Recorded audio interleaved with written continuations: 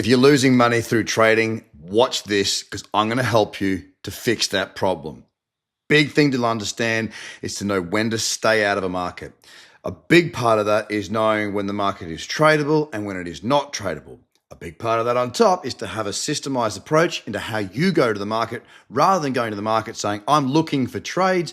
You go to the market and you go, what have you got? Do you have what I need to see?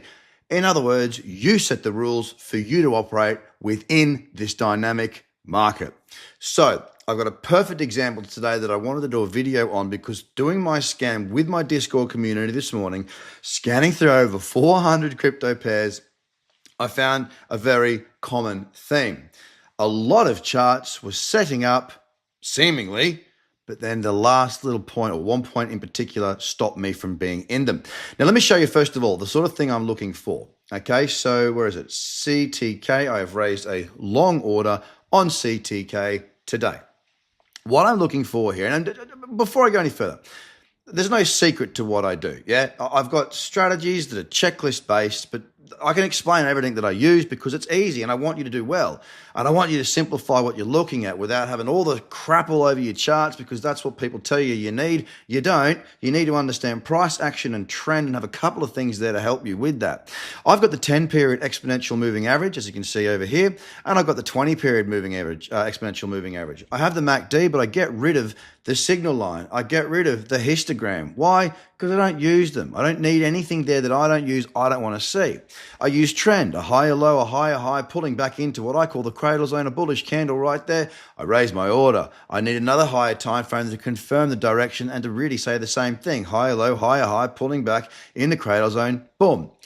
This is a trade that I've raised an order on because this fits my rules. Now, let's go ahead and have a look at some of the others that don't quite fit the rules but are very, very close. I'm going to take you here to cake. One of the things that I always say is if it's not clear, it's not there. So just leave it alone. Don't try and outsmart yourself because you won't outsmart the market, and the market doesn't care about what you think or feel. What you've got to do is have a clear understanding of what you're looking for. I am looking to trade the trend. Okay, let's follow the trend. So I'm always looking for what time frame represents the trend the best. Well, is it the 8-hour in this case? Well, we've got a higher low and a higher high, a little bit of a deeper pullback. It's a bit slower. If I look at the 12-hour, have a look. Much clearer, clear higher low, clear higher high, clear pullback into that cradle zone. These are some of the elements of my checklist for what I'm looking to trade. So here, naturally, I might be like, okay, I'm looking for a small bullish candle right here, but I'm actually not. Why? Because one of my other rules is to check the higher time frame. The next multiple of 12 hours is 24 hours, which happens to be the daily. And note the moving averages are not in the correct order. I don't care how good the 12-hour chart ends up looking. Because I have a simple rule that it's got to look the same on the daily for a number of those elements, there's no trade there. It's close, but there's no trade there. On to JUP or Jupiter. Again, we come back down to the 8-hour, higher low, higher high. But is this the trend? Is this the time frame that captures the trend the best?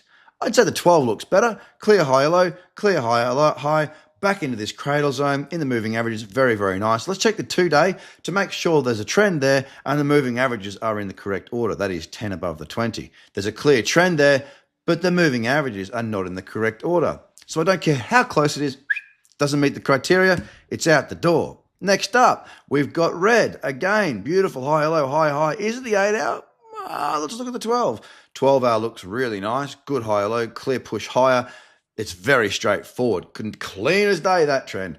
So I got to go to the daily and see if it fits. Moving average is not in the correct order. And the final one again, ZRO. Well, you can see it right here. Beautiful higher low, higher high. Pulling back in that zone. Does the daily have the moving averages in the correct order? No, it doesn't. My point I'm trying to make is this. When you write down your rules and you have a set criteria to trade from, it makes it much easier to know when to stay out and when to be active, because you're not always going to be taking lots of trades, ladies and gentlemen. Exchanges don't like me saying that, but I don't care, because I'm a trader who's looking to help people to be better at trading. And one of the biggest steps that you can learn, one of the most crucial elements, is to know when to stay out of the market by just simply having some rules like this. It's very straightforward. It is very easy to read once you understand what you're looking for. And I just showed you, it helps you to stay out.